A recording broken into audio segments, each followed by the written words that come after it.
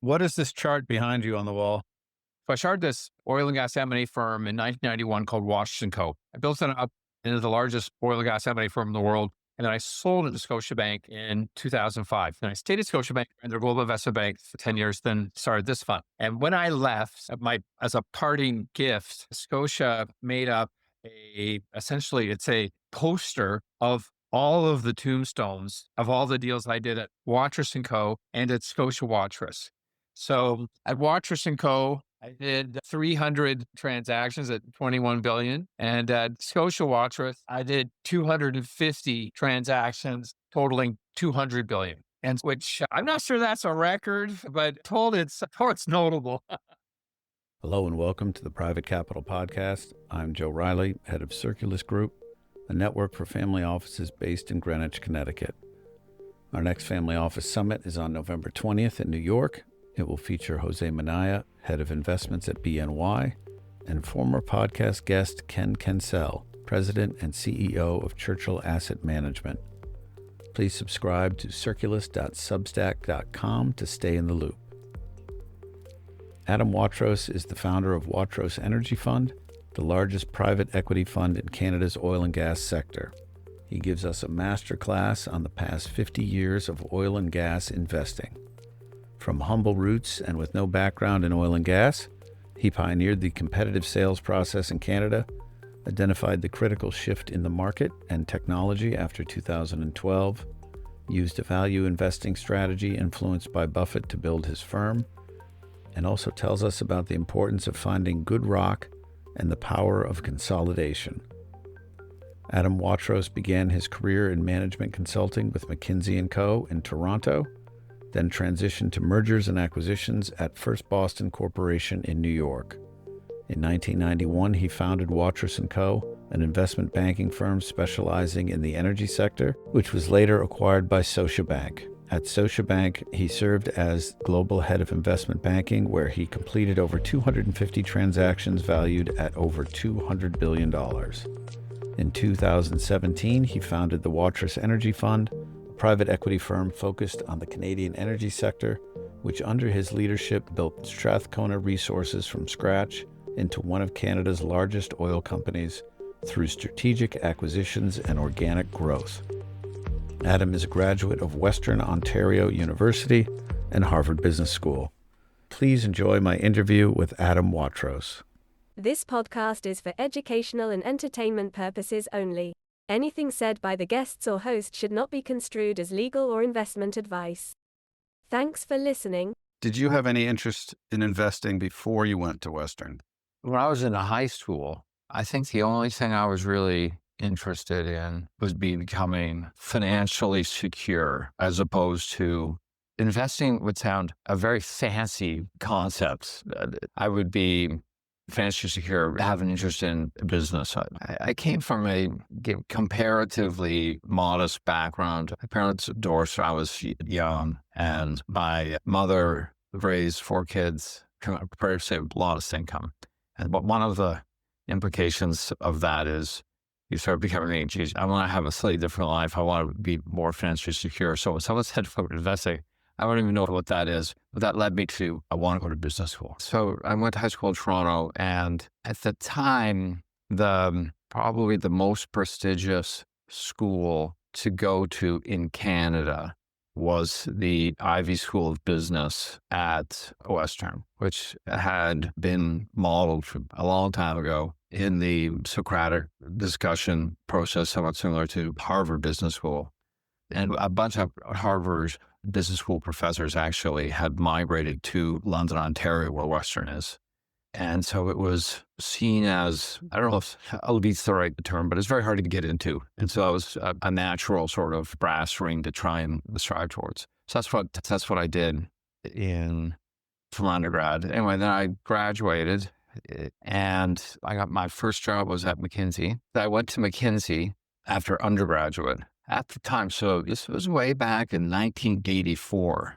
And my somewhat small claim to fame is I was the first McKinsey analyst in Canada. They had never hired out of undergrad before. And so I was the first kid at McKinsey. I had a super experience there for 2 years. And at the time, the program was quite rigid that they said, well, we'll hire you for 2 years, but then we want you to go to business school. So I said, oh, great. So I went to Harvard Business School. And then between first and second year of my summer job, it's now 1987, I worked in the M&A group in New York at First Boston. That was when Bruce Rogers and Joe Perella were running the M&A group. And at that time, M&A was perceived as being very fashionable, maybe the right term. And these two guys had built up a huge practice at First Boston. They had the biggest M&A group on Wall Street, bigger than Goldman at that time. It's really quite remarkable what a couple of guys could do. So I spent summer there. It's funny that, so I worked at McKinsey, which was a really fantastic place. And then I worked at First Boston, which was a really fantastic place. And both these institutions were seen as being the pinnacle in terms of what you could get as a job. There are better firms out there to go work for than these two firms. And I recognize that. And despite that, I thought, geez, you know what? I really don't want to work for somebody else. And because it wasn't like I was going to be able to find a better job somewhere. I thought, this is the best it's going to get. I got to figure out a way that I can work for myself. The only problem, I had like no ideas about what I could do or what I would be able to, invention or innovation I could think of. But then my older brother approached me and said, geez, why don't we start an oil and gas investment bank? He had some investment banking experience. Of course, I thought, I know nothing with the oil and gas business. I've had no relationships in the energy business. It tends to be a very technical business as well. So a lot of acronyms. So it tends to be really dominated by engineers. And I'd had a summer associate experience in investment banking at First Boston. So that was my qualifications to start an investment bank. And in 1991, my older brother then decided to, I'd say maybe semi-retire to the Bahamas in 94. But I thought we could really build the business anyway. I went to Calgary. I did some, I would say, rudimentary due diligence. And I talked to a lot of other investment bankers. They all said essentially the same thing, which was that this is, first of all, a relationship business. Of course, I had no relationships. That it really lends itself to having a technical background, an engineering background. They also said that Calgary was way overbanked. There's far too many investment bankers. They also said the real prize or the most sought after part of product in investment banking was M&A. That was the most profitable, highest margin, didn't need capital. As we're starting this, I'm thinking, geez, don't have relationships. I'm not a technical person. Like, I knew oil came out of the ground.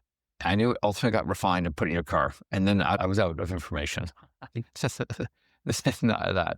But I say the mid-90s, about 1995, we had about half of all the advisory business in the city. And we never had less than that over the next 10 years until I sold the business to Scotiabank in 2005. And we built it up into the largest oil and gas M&A firm in the world. A third of our business was in the United States. A third was in Canada. A third was outside North America. And one of the lessons is the right term, but what we found is that when you go into a new market, a new industry, it's a very common thing is that new entrants actually have a lot of advantages. They are not hidebound by how things exist, how things work. And essentially what we did is through happenstance is we pioneered the competitive sale process in the oil and gas industry. And that is essentially running an auction when you sell a business or sell a big asset, which today is routine and the commonplace, but way back in the early 90s was very novel. Essentially, there is a certain advantage of not knowing much. Our first client was a company called Encore. Anyway, it's publicly traded, got over-levered. We said, geez, you got too much leverage. Why don't you sell some assets, pay down debt? And then we don't have so much financial risk. Your stocks should go up. And it wasn't that fancy, I thought. But anyway, by doing that, he said, that's a great idea. Can you sell the assets for us? And an investment banker always says, of course I can do that. The challenge is we didn't know anything about the assets, really. And we also didn't know anybody in town.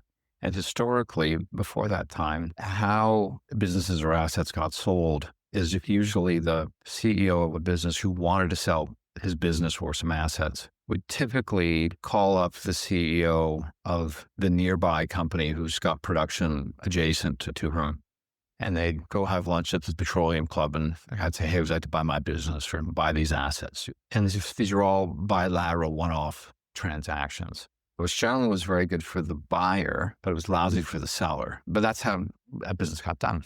Why was it lousy for the seller? You don't have competitive tension. The guy next door very often was not the most competitive, would not be the high bidder, so to speak. And so anyway, our client said, pay to sell these assets. We said, well, sure, we can do that. And of course, the ignorance being, we have no idea who that buyer would be, anybody in town. So there was an oil and gas directory, like a little mini phone book of oil and gas companies. And Martin, the time when the business was super fragmented, there were probably close to 1,000 different oil and gas companies in headquartered in Calgary, 1,000, which is quite amazing now. And so since we know who would buy it, we had this very novel idea. He says, here's what we'll do. We'll just call everyone. Then we won't miss anybody. And we also won't, frankly, reveal our ignorance that we don't know anybody. And so what we did is we typed this letter, said, hey, we're going to sell these assets. We're going to call for proposals on a particular day. And this is like you're putting stamps on a letter. It's a very primitive, and you're going to the post office to mail these things. Anyway, we mailed these things all out. We couldn't get the bids in, and we sold for a lot more money than was expected. So a few $100 million, just to give you a sense on the size of the transaction. Anyway, it was very high profile in town because no one had ever done it before. Everyone had saw the letter. Every single company got one of these letters. I said, what's this letter? The guys are calling for an auction. It's kind of like an art auction. But it's very, very novel. So when it gets announced what we sell it for, it got a lot of attention. And a few days after we got the bids in and announced the transaction, a really big company in town, Amoco, subsidiary of a big U.S. company, called us and said, hey, geez, we saw what you did for this company called Encore. Could you do that for us? Of course we can do that for you. So anyway, we hold an auction for these Amoco assets, also another few $100 million. That goes really well. And shortly after that, Imperial Oil, which is the Exxon subsidiary, calls us and says, geez, we saw what you did for Amoco. We've got some assets we'd like you to sell. Could you do that for us? No one's doing this in the United States. If you did this for us in the United States, we would hire you. And we said, we were just thinking about opening an office in Houston. Funny you should say that. We opened an office in Houston, we opened an office in London, and Buenos Aires, and Singapore, and globalized the business. And so that's really the origin now. But going back to how does it be a new entrant is, people tend to get really stuck in how things work. And what we quickly figured out is that just having a finance background could be necessary, but not sufficient to be able to properly communicate the merits of the underlying assets. So what we realized is that we've got to start hiring a lot of technical people to work with us, geologists, geophysicists, engineers, so that when we were selling something, we could effectively communicate the upside of the asset. And so we started hiring a bunch of technical people. And our national competitors, the other big investment banks, essentially were not prepared to do that because they had a very rigid model of how they were going to recruit and train people. You had to generally get a business degree, usually an MBA, and then start as an associate, and then you'll become a vice president, and then a director, and director. And it's a very normal stream. And by hiring a bunch of technical people, it was very difficult for them to be able to adapt to that. We had this really unusual thing where it became very obvious that we were taking a huge share of the advisory business, by the way, on both sides of the border, both Canada and the U.S., and the mainline investment banks would best be described as very slow to adapt to a new business model. And that allowed us to take a lot of share for a long time. But anyway, so we started that, built up that business. I really enjoyed the business. But then Scotiabank approached me back in 2005 to acquire the business. So anyway, I started running the Global Investment Bank, and I really enjoyed it, and I ran the Global Investment Bank for 10 years. And then in 2016, I had an idea to start an oil and gas private equity fund. Or more specifically, I saw something going on in the oil and gas industry, which I had been following at that point for a long period of time, 25 years. And I saw that this opportunity was, I thought, very compelling. And Scotiabank was my first LP in investing in the fund. It was an interesting time when you came into the space because after the Gulf War, prices came off and we went down. There were fairly low prices in the 90s. In fact, we had an all-time low in 98, pre-COVID low.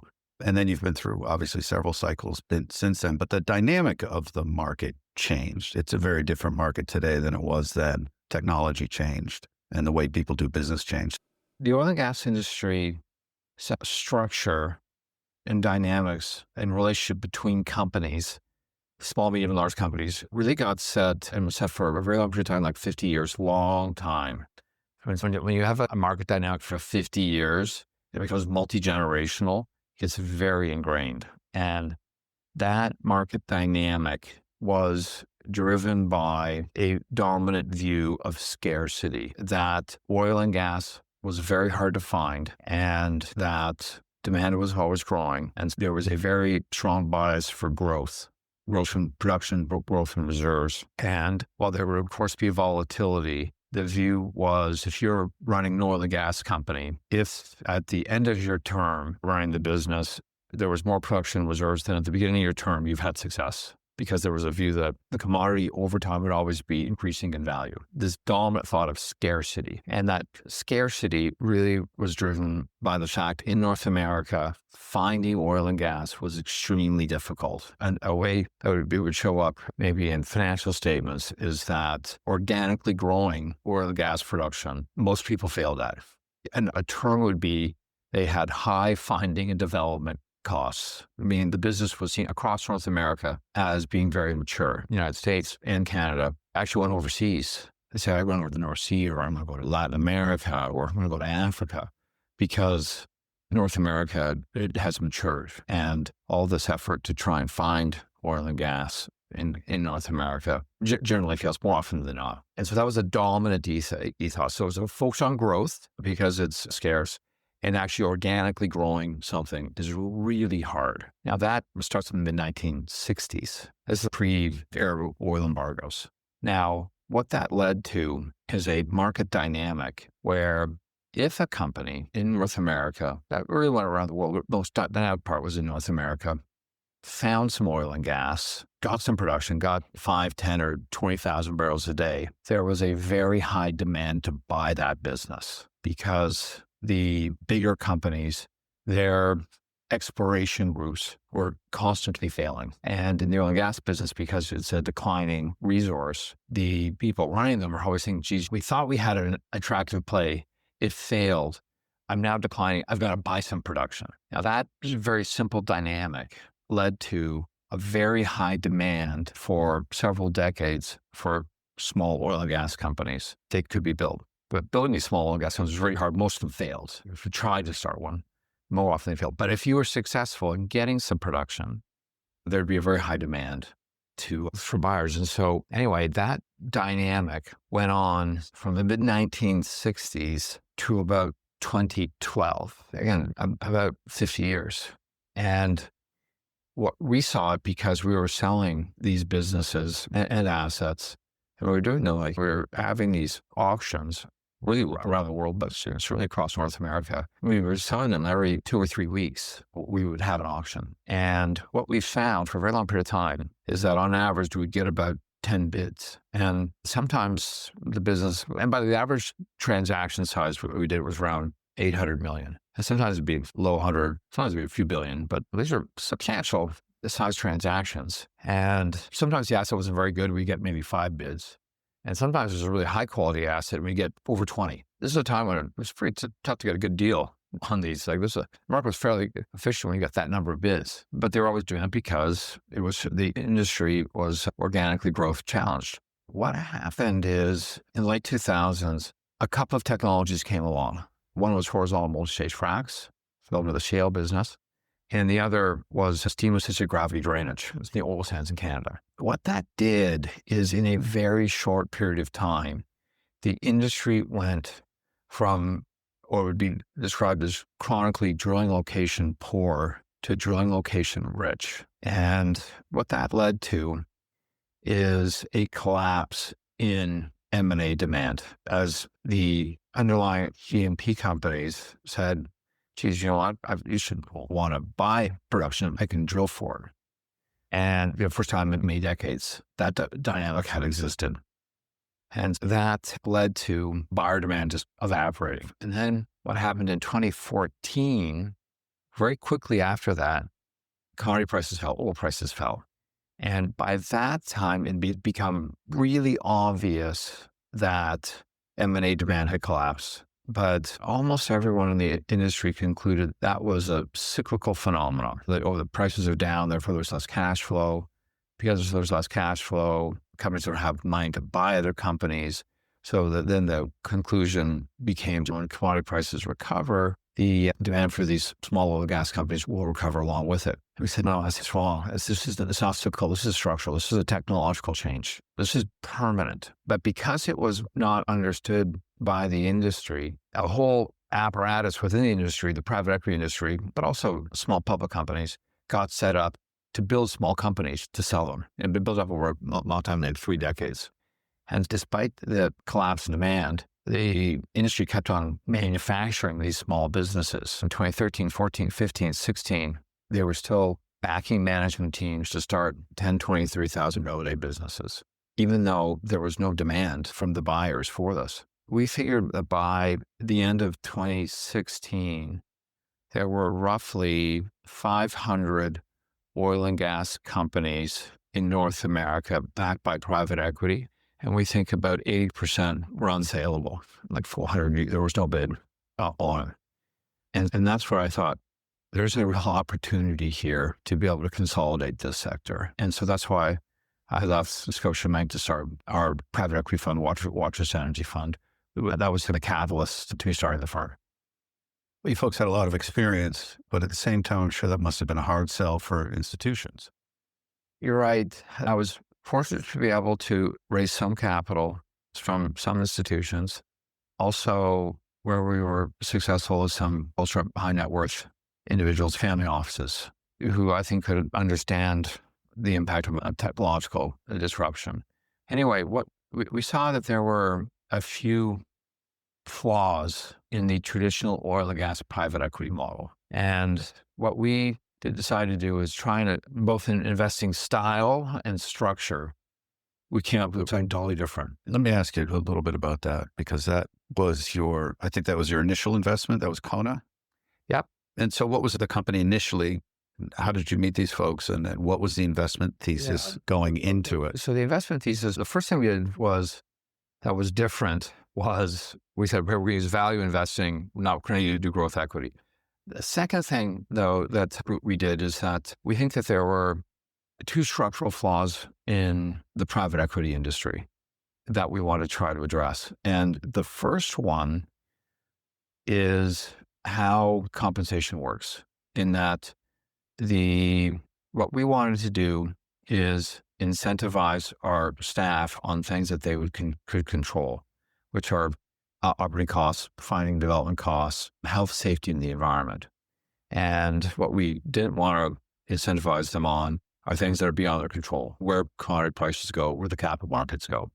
And what we did in building the business, we provided cash salaries, cash bonuses, and management had the opportunity to be able to acquire shares in the business at the prevailing price, which is, you would recognize, Joe, is obviously what Buffett has done at Berkshire Hathaway forever. It's not something we just copied. But that very obvious compensation structure is unique in the oil and gas industry. Nobody else does it remarkably. Instead, they have these long-term incentive programs, a lot of option programs. What that leads to in the oil and gas industry, private equity industry, is the proverbial double promote. And not just in oil and gas private equity, and all private equity is, of course, an investor, an LP, obviously pays a promote to the private equity fund manager. Then the private equity fund manager, in turn, pays a promote to the management teams that they're backing. And that usually, in a typical private equity fund, they might have 10 companies, and tends to be what those private equity fund managers are very engaged at board levels, but they're not running the businesses. Because what we did is we said, we're actually going to put all of our capital into a single business. which is very unconventional because, of course, the dominant thought is you got to spread it around to diversify. But we didn't want to do that because we thought if we spread it around, we would increase the risk. We think by putting it into a single business, we actually lower the risk, which is obviously an unconventional thought. The reason why we think it reduces the risk is because it addresses one of the most important things, which is exit risk. When you become very large, you're able to then just be public and you can just then distribute the shares to the LPs, which ends up being a really important other, I say, structural flaw in the private equity business. So what tends to happen in this portfolio process is that going back to a fund that has 10 investments in it, what often happens is that the winners are sold and the losers have this long life that's very hard to get out of. So I'll have 10 companies in his fund. He sells 3 winners, and then he's got this, I might have 6 or 7 living dead that just take a long time. It's a long tail to monetize. By putting all of our capital into a single business and then taking it public, what we're able to do is ensure liquidity by distributing the shares directly to our LPs. Another way is different, is that what usually happens with a private equity fund that gets shares in a publicly traded company, what usually the private equity fund does is just starts doing block trades for cash and then returning the cash to their LPs. What we're doing by distributing the shares directly to our LPs, they can then make the determination as to what they want to do. And why that is also be important is, like in the case of our Strathcona, this is all public information now because it's a public traded company. We invested $1.9 billion of cash equity in the business that today, depending on the day, is worth between $5.5 and $6 billion. So keep the math simple. It's been about a 3 times multiple on invested capital, which is good, which is great. But for the investor, they're going to think we've already made that money. Now, what are the shares worth? In the case of Strathcona, the equity yield on that, it trades in the marketplace, a high teens cash on cash rate of return, 16, 17, 18% free cash flow yield. The S&P 500 trades at 3-4%. And so they say, geez, I made triple my money, but that money's already been made. I kind of like the high free cash flow yield. I'll just hang on to my shares. Now, some will sell for cash. They'll say, geez, that's great. I made money and I'll monetize. But a lot of our LPs, we think, are going to hang on to the shares for a long period of time. So we think addressing the double promote issue, addressing the lack of liquidity for the full portfolio ends up being quite important in terms of addressing structural problems in the private equity business.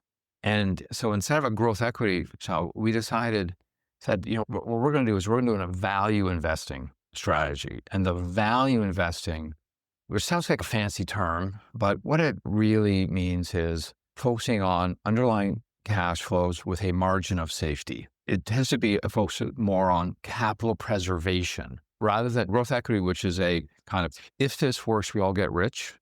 Ours was, we don't want to lose any capital. And so what we said is, okay, what's the lowest risk method of investing in the oil and gas sector?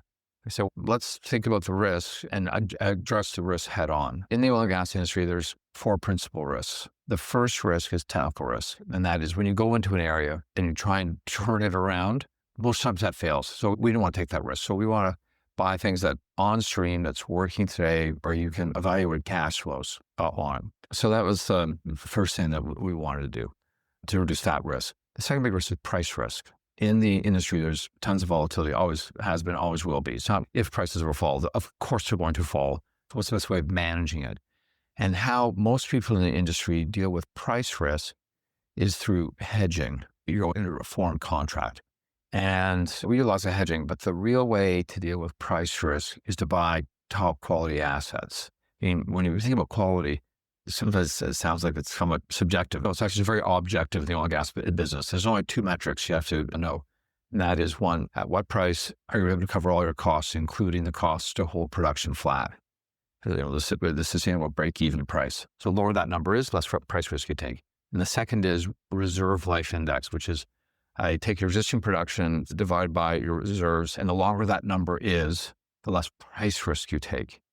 The reason I take less price risk if you have a long reserve life index is when prices fall and you have to continue to produce, you're not running out of reserves in a low price environment.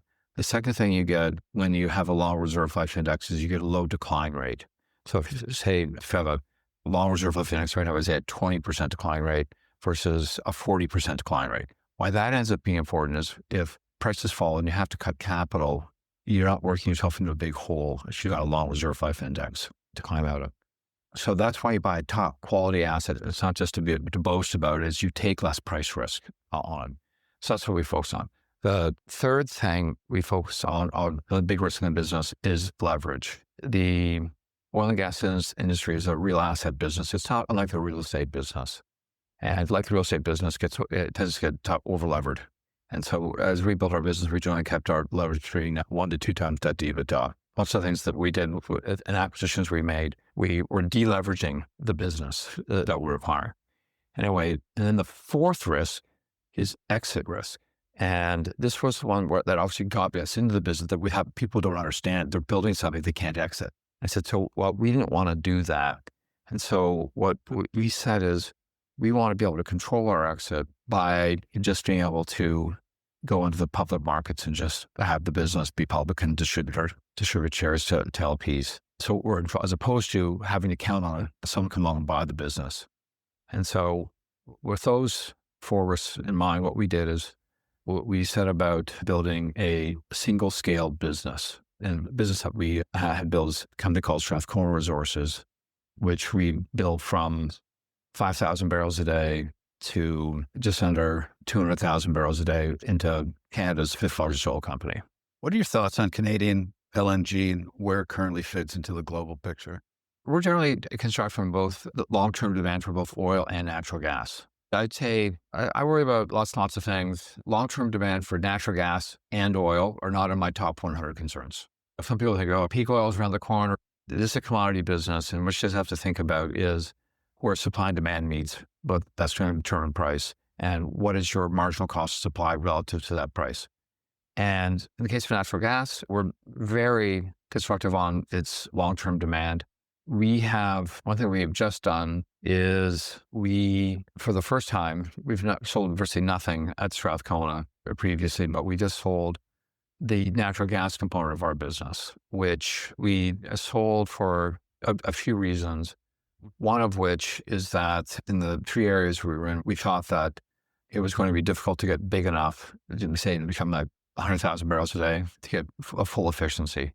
The second reason why we sold is that while we're very constructive on long-term demand for natural gas, and part driven by LNG, but also power demand, AI data centers, these are very big tailwinds. We think that the pricing has got businesses and assets has gotten a little ahead of itself.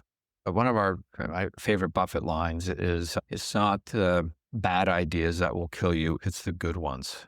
And that's, LNG is great, but at what price are you paying for that demand? And so we thought that at this particular minute that you can get very attractive prices. And we might come back into the natural gas business at another time. But we think that at this particular minute, it's more attractive to be in the oil business. And to be in the oil business, it's very difficult to build a large oil business. The math is we sold 12% of our operating earnings at Strathcona for 40% of our enterprise value. And we had, that's a good trade. We'll take that trade.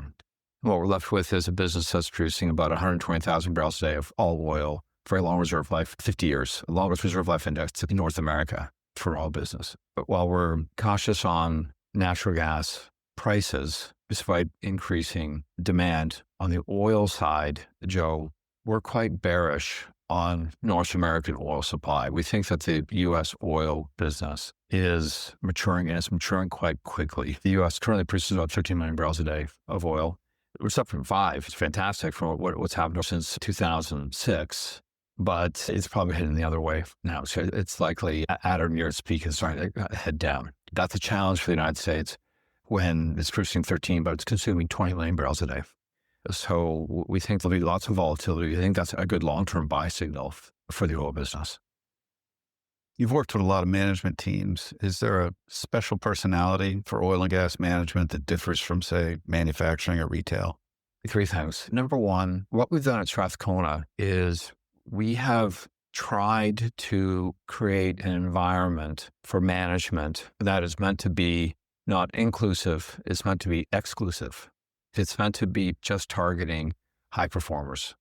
And what high performers generally want is really a couple of things. They want to be able to have authority, responsibility, and coming with that accountability, with attractive compensation. And the way we have organized Strathcona to facilitate that is through a highly decentralized structure. I'm the executive chairman. We have a C-suite of CFO, COO, chief commercial officer, and then we have 4 presidents.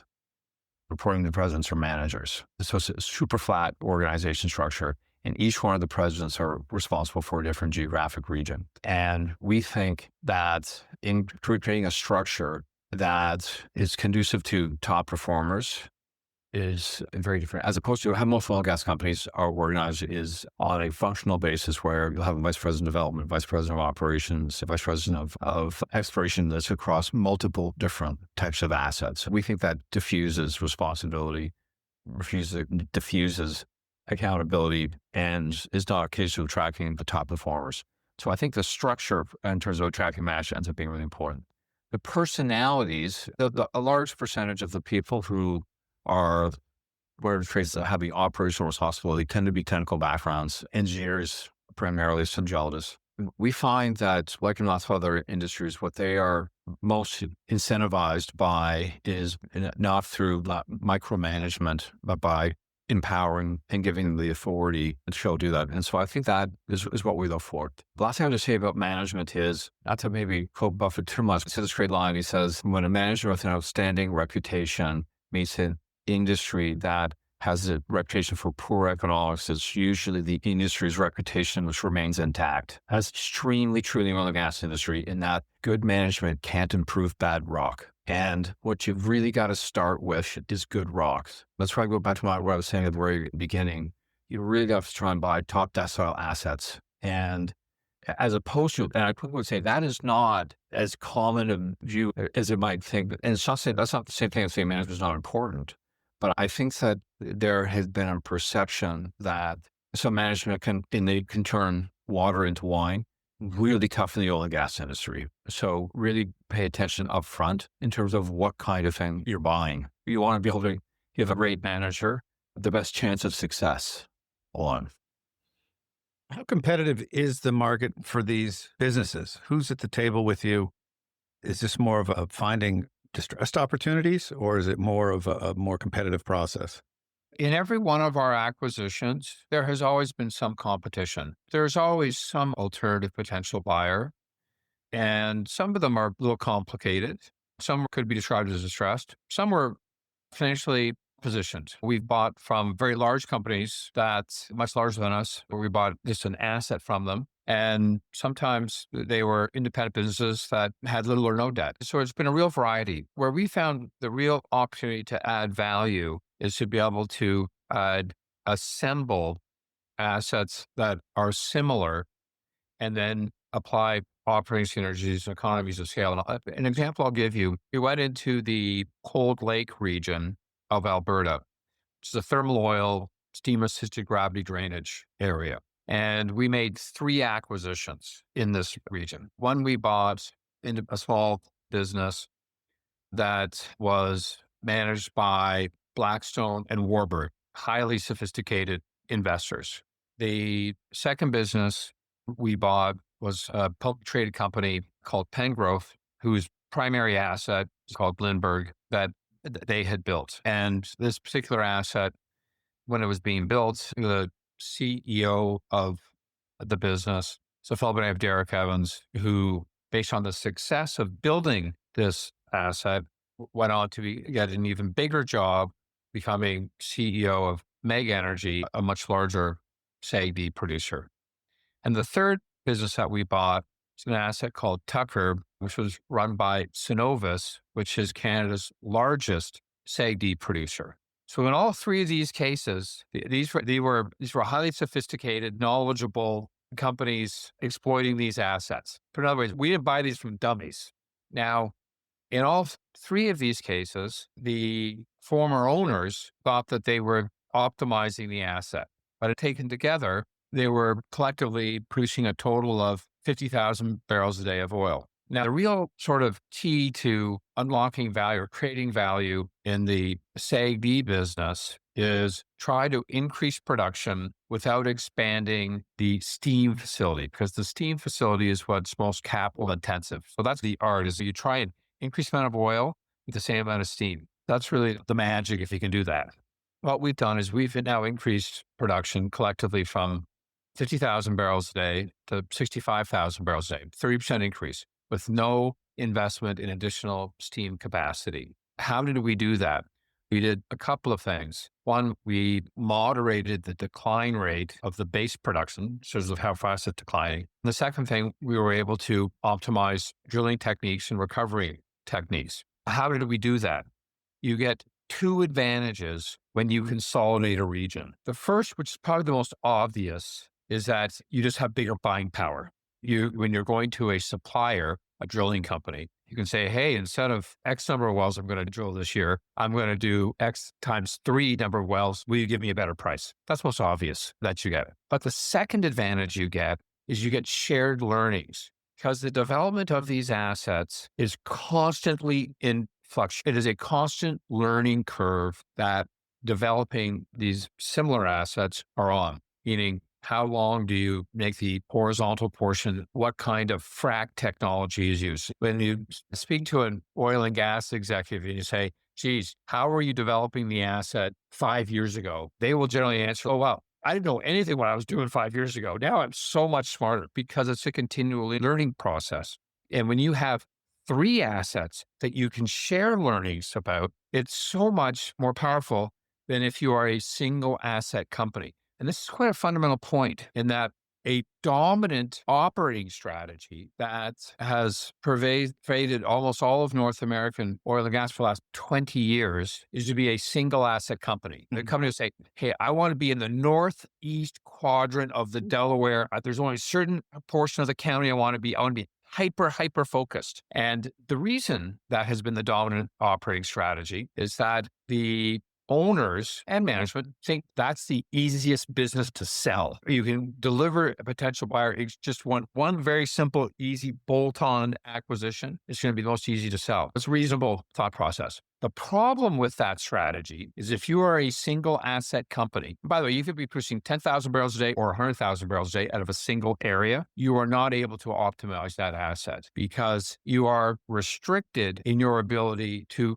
have additional information from other assets. Now, it's important that they're similar assets. So if you're in the northeast quadrant of the Delaware, if your owner has some offshore Gabon asset, there's no synergy. But if your other owner is I'm not in the northeast quadrant of the Delaware, but I am in the central part of the Midland, even though they're not immediately adjacent, the recovery technique can be extremely similar. And there are things that are being learned that you want to be immediately sharing with those two areas. And so this is also, what ends up being important is there's really been a lot of praying at the altar of being a single asset company. And we think that actually restricts the optimal development of the assets. Any advice on, after doing 550 deals, on closing deals fast? There's a lot of secret sauce in things. Probably the single biggest thing I would encourage, whether you're a buyer or a seller, is do not prejudge the market. I hear a million times, oh, I know who's going to buy this, or I know who the seller is going to be. It's very hard to judge. And that's why you're going through a process. I'm a buyer now. I'm just doing nothing but buying. And I generally encourage all of our targets, so to speak, things we want to buy. We generally say, you know what you should do? I'd like to buy your business. And what I'd recommend is you go hire an investment bank and you go and see if you can run a sales process, and see if someone else will provide better value than we will. That way that the seller has the confidence that our proposal, should they end up accepting it, is the very best proposal. There's a very natural desire, human instinct, as the buyer to want to try and get a one-off. You think, oh, I'll get the best deal. I generally think that the best way to get highest completion rate is to have a well-informed seller. And the way to have a well-informed seller is for them to run a sales process. Now, we have a very high success rate. For instance, in the SAGD business, the thermal oil sands business in Canada, we've bought every single asset sold in the last 7 years that didn't have a ROFR, that didn't have a right of first refusal. We bought them all. Every single time we went to the seller and said, you should hire an investment bank, run a process, and see if there might be somebody else who can give you better value. And we've always ended up being on top. Now, why is that? Because we think what we can do with the asset is different than others. As I've talked about before, but take advantage of operating synergies, economies of scale. Here's another way of putting it. Buffett's got a great line. It's still different, but it's very similar. When people call him and say, please buy my business, what Buffett says is, I'm not going to spend any time thinking about it without a price. Tell me the price. I want to guess, because he doesn't want to waste time dealing with an uninformed or unrealistic seller. I feel the same thing. Go get advice. Go make sure you are confident that what we're providing is the most compelling alternative for you and your shareholders. Adam, thank you for joining us and sharing your wonderful insights. Joe, really appreciate your time. Thanks for listening. If you enjoyed the podcast, please leave us a review on Apple Podcasts or share it with your friends. Thank you.